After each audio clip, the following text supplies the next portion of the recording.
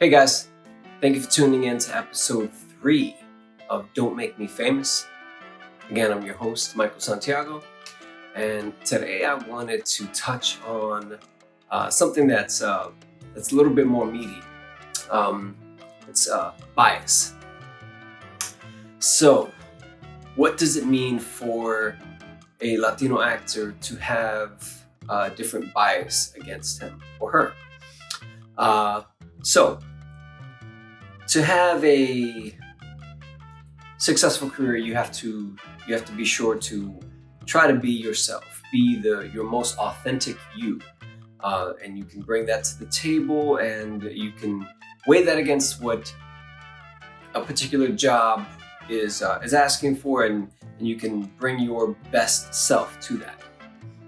Oftentimes, we don't get that luxury to be able to bring that full self into a certain audition room, and that's not to say that we shouldn't, because we are, we're supposed to be ourselves in all these situations. So, but oftentimes we as Latinos get kind of bulldozed, and not to start everything off with a negative, energy. But yeah, I feel like it was important to talk about different bias that we get faced with in this industry. I mean, we have skin bias, obviously. I mean, as Latinos, we come in all shades. We come from as very dark as a Afro Latino or Latina, or we come as very, very, like myself. I'm very fair skinned. I'm white. I'm like Casper or Hincho, as people in my family used to say back on the island. Hincho. I don't know what that means, by the way. So so that'll be a good Google search for me later. But yeah, so we get those situations thrown at us where we are maybe not light enough, maybe not dark enough, maybe not brown enough for certain roles, and it's definitely something that's extremely troublesome, because on one end, I get having the vision of the director or anybody else that's involved, or the writer, to try to bring to fruition a certain vision that they had. I'm all for that. That's fine. But it gets to a certain point where you get other nationalities trying to play the part of a Latino or Latina. And I'm not going to go into what was recently in the news and such, because it's just giving that the wrong kind of color. But we just, outside of that, I mean, they're given, like, we're not allowed to have a portrayal of our own people made by our own people. Oftentimes, they'll get other people to try to emulate that, or to try to put that representation out there in either film or television, and it's not represented well, because they just simply are not us. We have we walk a certain way, we talk a certain way, we dance a certain way, we move a certain way, we live a certain way. That kind of input takes years to bake into our culture, because that's who we are. Yes, we may not be all the cookie cutter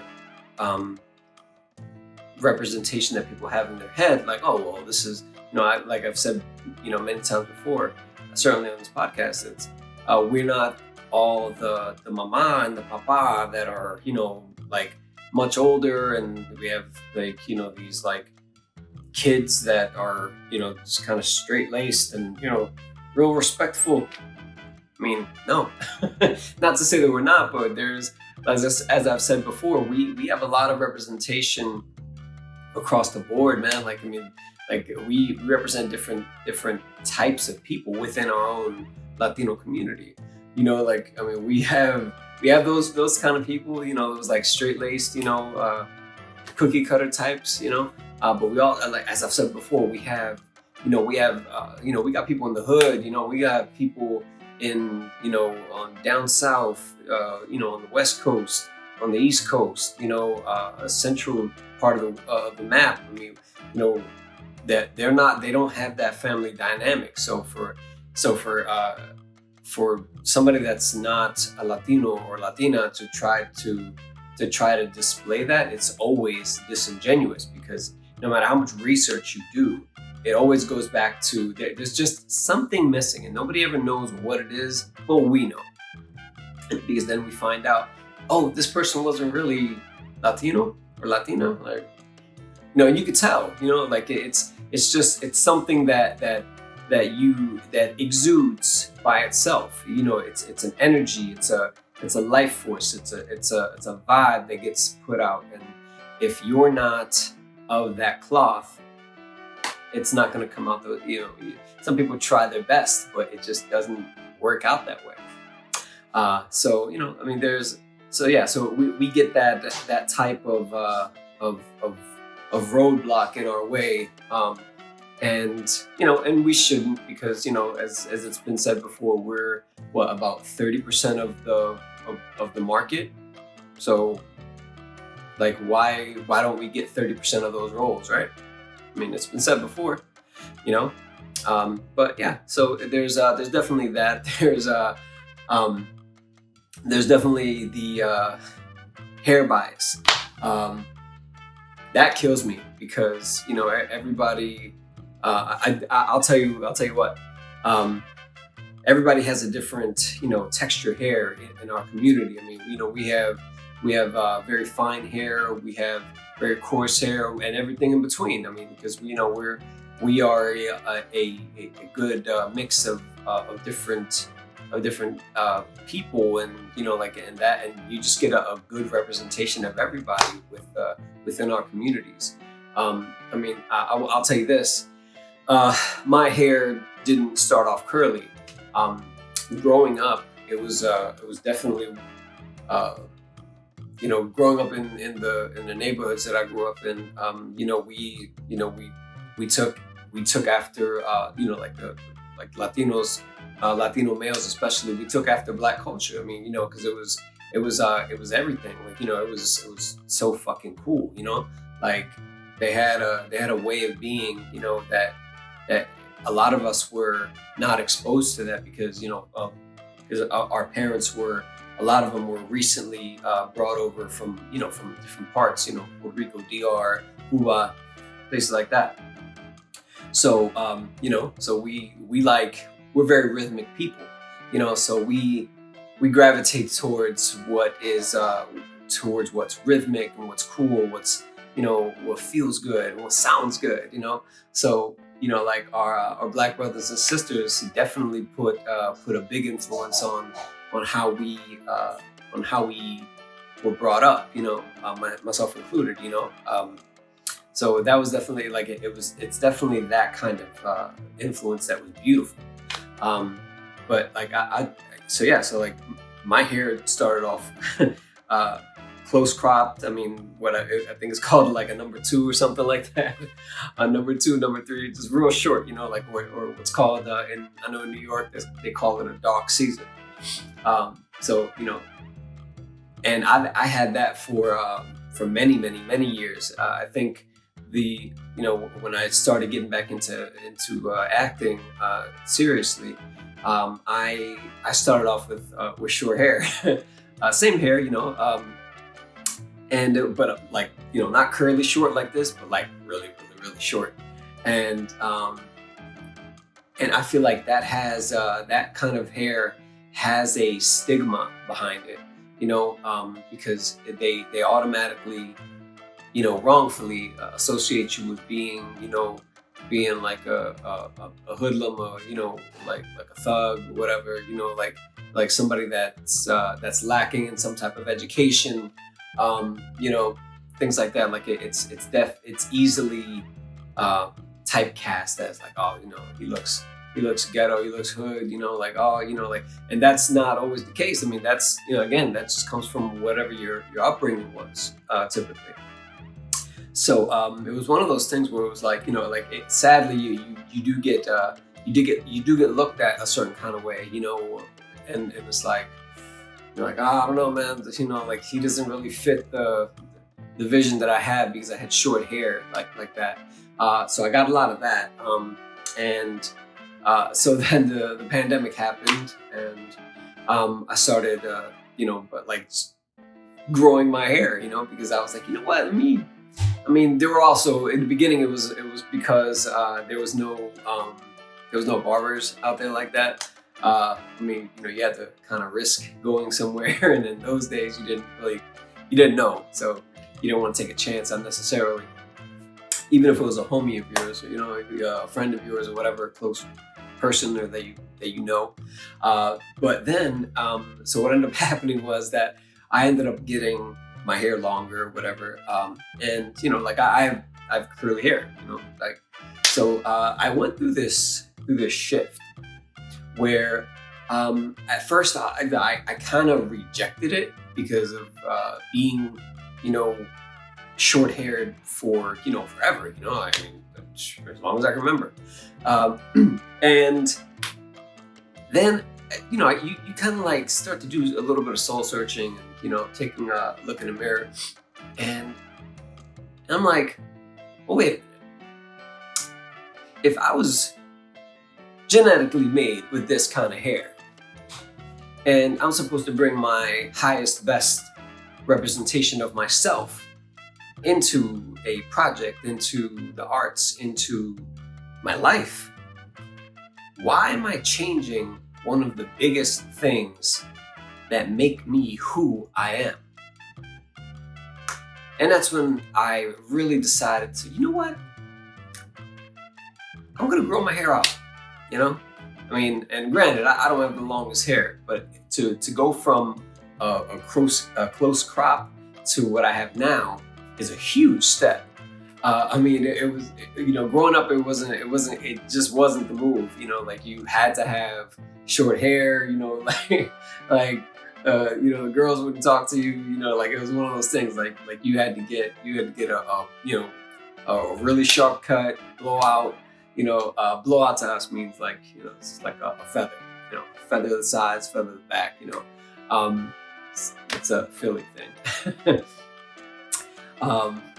And so, yeah, so like that's what I decided to, to kind of embrace my roots as they were, and kind of take into account, like, I have curly hair in my family. There's no reason why I shouldn't be representing who I am in all these other mediums, like, so why am I not? If I'm bringing everything else, why not bring one of the biggest representations of who a person is, their hair, And so I did it. I grew my hair out, to a certain length. Then I got it cut, and then it became a real big statement for me, because it was like, what, I got fucking curly hair, like yeah, I'm gonna take advantage of that shit, like I know people that are going bald or whatever, no fault of their own. That's just, how it happens sometimes. And it's like, so, like, smoke them if you got them, right? So, so it was one of those things where it's like, what, I'm gonna do my best to take advantage and just try my best hand at this. So,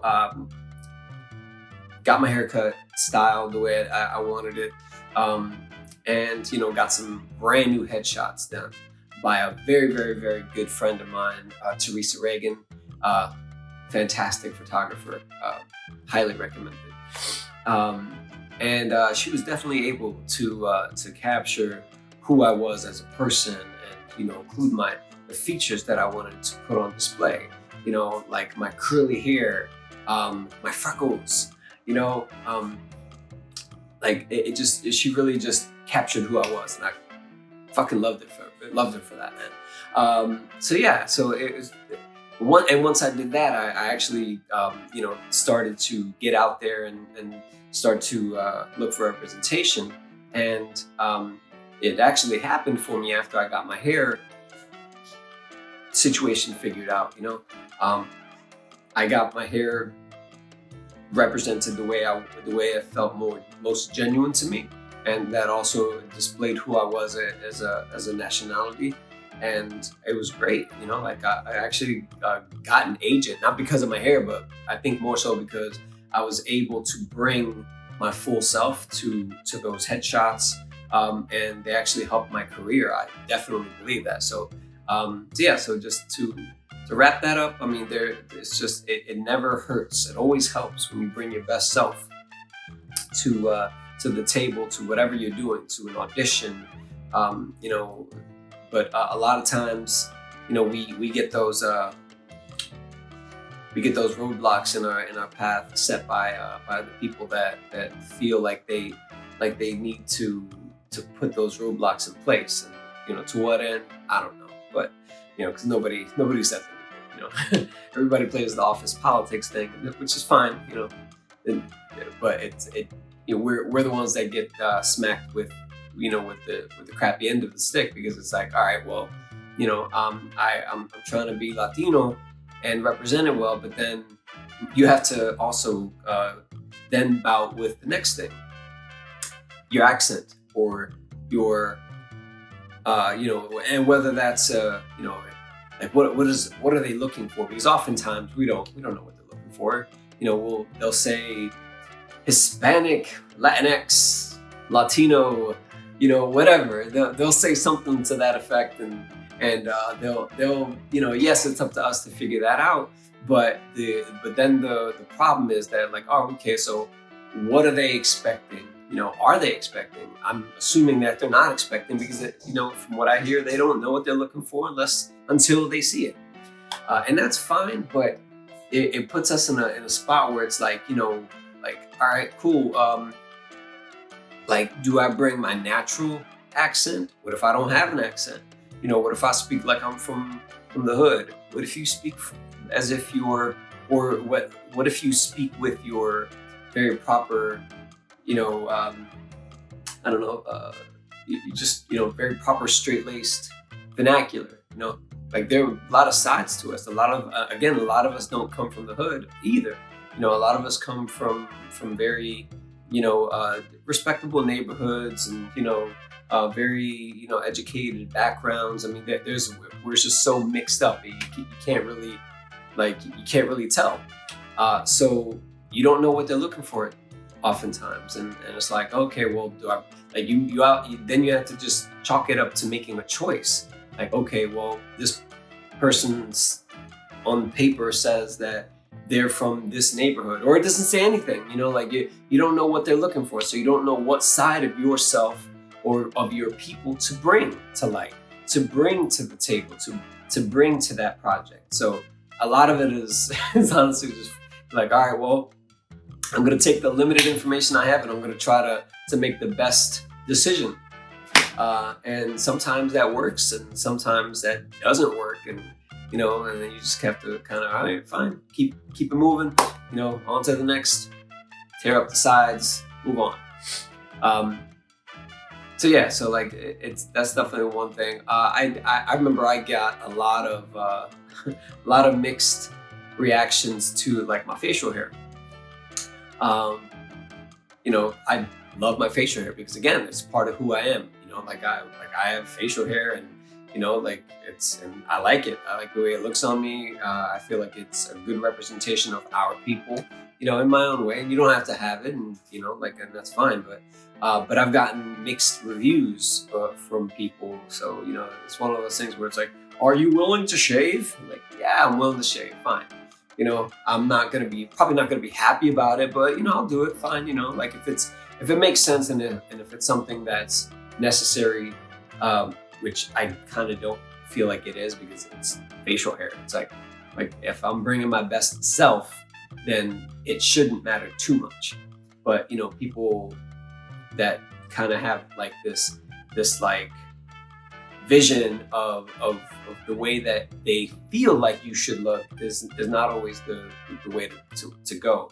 Because if you're asking me to bring my full self, and my full self in this representation has a goatee, has a beard, whatever the case, that should be something that I should be allowed to express, because then I'm going to feel like I'm lacking. I'm going to be at like 80% instead of 100.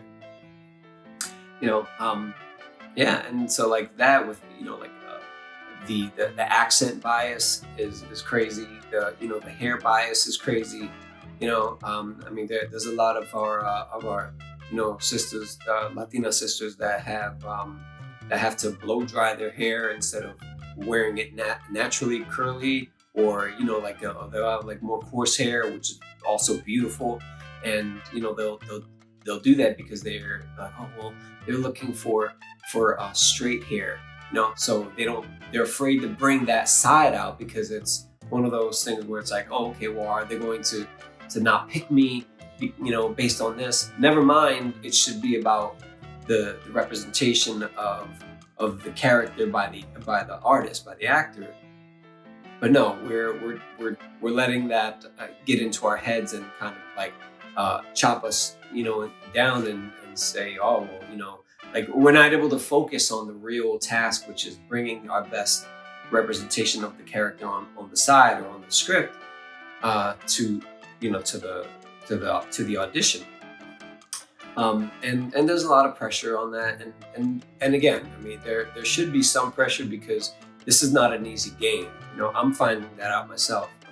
I haven't been here forever. I've been here for a couple years now, but I still am considered to be fairly new in this industry, and I'm learning every day. So so like that, and I want to continue to learn. I never want to feel like I'm like I know it all, because I feel like at that point you stop learning, and once you stop learning, you stop improving. So that's it's definitely one of those dynamics that I don't want to fall into a know-it-all thing. Like, you can't take advice because you are oh well, I know it all, like I know what's best for me. Like, yes, you might know what's best for you, but there's still another filter that you have to put that through, and that may take you outside of your comfort zone. And to do that, you need to be able to take constructive criticism. You have to be able to adapt, because if you can't take it from people that you love, how are you going to do with a director that that's looking for a particular thing, and he or she is weighing that against what you are doing, and they're like, well, try it like this. You can't get upset at that, and you also can't say, oh well, if that comes, when that day comes, I'll address it. Like, no, you can't do that. Like, you have to look and act the part until you get that part. So it's not so much fake it till you make it. It's more so act like you've been here before. So it's definitely one of those situations. But yeah. We have those biases. And we have the short and tall thing. Some people are too tall, some people are too short. That doesn't necessarily have to do too much with that, but I know that we also do get pigeonholed into certain things where it's like, as Latinos, you're not allowed to be of a certain height, because you may like, oh no, we're looking for more of a, I don't know, taller or shorter or something like that. When it's like, maybe if you gave this kind of person a chance, maybe if you gave this kind of this person that has nothing to do with the way you portrayed your character on paper, you could change some things, and that's with having the good amount of respect of for the writer and the director with their vision. It's fine, but yeah, it's definitely something that is also a bias that we have to kind of like tackle, or deal with. But yeah, so I think that's all I have today for today. uh, I kind of had the idea of this being a sort of a shorter episode today. I will be having guests on soon, hopefully. And the situation with like the production is going to be changing. I'm going to be adding and improving the production here. There'll be some set improvements, which I cannot wait for. This has been an interesting process. I'm really new to this, and it's not that I'm trying to be a podcaster or be a YouTube person or anything like that. It's just this is just something that is definitely providing myself an avenue, an outlet that helps me with my true craft that I want to hone, but also brings some light to the things that we're all going through. We are all going through things as Latinos that again, we're not represented well. Like it's been said recently, like we're not allowed to fail. If we don't have a blowout blast of a success on a certain project, then they kind of take the stance of, see, I told you, nobody wants to watch Latinos. But then when we do get something that's crazy and like a knockout, oh well, we knew all along. Then they take all the credit for it, and it's like, no, maybe it's just that that we were actually given the proper opportunity to giving the opportunity to fail, we fail up. So, but yeah, you have to have that opportunity. I'm gonna have a few guests on, hopefully in the very near future, guys. And I thank you for taking this journey with me. It is, I'll be. There's a few things that have happened in recent weeks that are going to be. I'm gonna bring those to light and to let you guys know what's going on. But because again, I'm taking this road myself. This is part testimonial, part diary, like soundboard, and it's going to be great chatting with other individuals or with other Latinos and Latinas that are in this industry. Again, because we don't have many outlets for these things. So I'm going to try to do my best to in the meanwhile, while I'm going on auditions myself, going on jobs, taking classes to improve myself. I mean, those are all things that I'm doing myself. That also juggling life. It's not easy. And it's one of the but you also don't want it to be easy, because then you don't value it as much, or at least I don't. I don't like anything that's free, if you will. No quiero nada regalado, because you don't want anything that comes easy to you, or at least I don't, because I feel like there's nothing better than going through something difficult and coming through to the other side accomplished and victorious. Even if you fail, there's a victory in that. There's a lesson, So that's always been my stance on that. And I am not a motivational speaker by any stretch of the imagination. I have I need my motivations and my disciplines to be put in check just as much as anybody else. The only difference is that I want to make a choice to make this my life path. Because I've tried other paths and they don't work, and they didn't work because it wasn't doing something that made me genuinely happy, that I would do for free. Because that's one thing. It was like, all right, well, what would you do for free? Because it kind of goes with that. If you do something you love, genuinely love, then you'll never work a day in your life. So it's one of those, for me, it's like acting. It's like, oh my God, it's representation, it's soul searching, it's all those good things, but it's just, for me, I'll complain about working 8 hours a day sometimes, or not out loud, but at least I'm like, oh man, that was a crazy day. But then when I'm on a job sometimes for 16 hours. High stress environment. A lot on the table, and I do it, and I'm like, more, please. Yes, definitely. Like, yo, give me more, man. Like, that was like, it was a crazy experience, and it's always new. So it's one of those things for me that's like, I'll never get tired of that, because there's always something new to be found, new to be discovered, and we have so much to fucking offer. I'm gonna keep saying that because it's true. Like, as Latinos, we have so much to offer.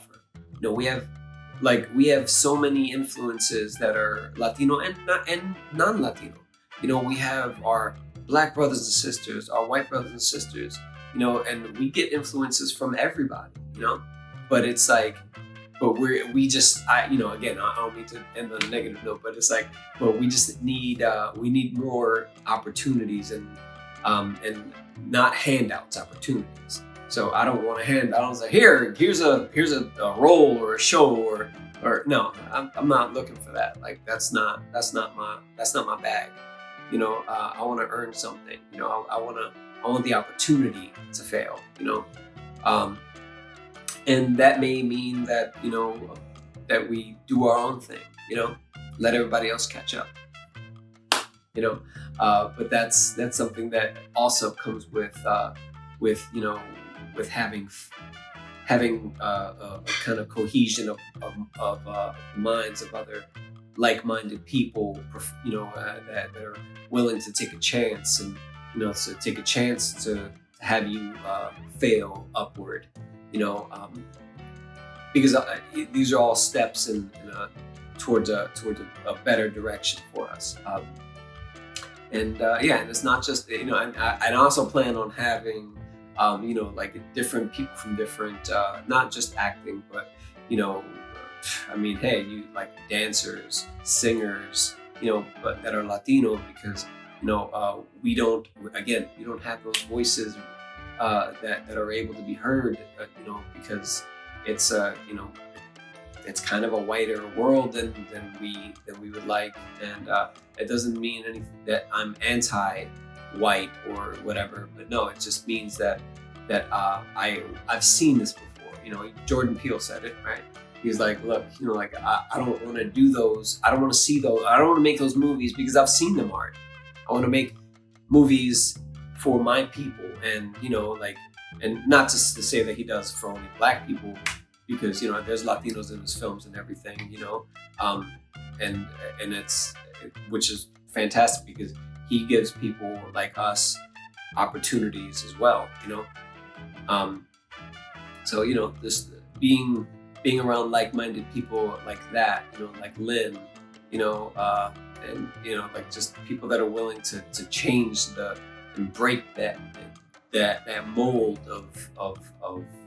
of like cookie cutter Latinos, and like see them in a new light, see them the way that they really are, that we really are, like we have everything in between. We have the rough end, and we have the really delicate end, and we have everything in between. So I just want to contribute to that, as I say every time. I'm going to try my best to contribute to that, and to try to collaborate with others, and to try to see how we can make that possible, one step at a time, one brick by brick, right?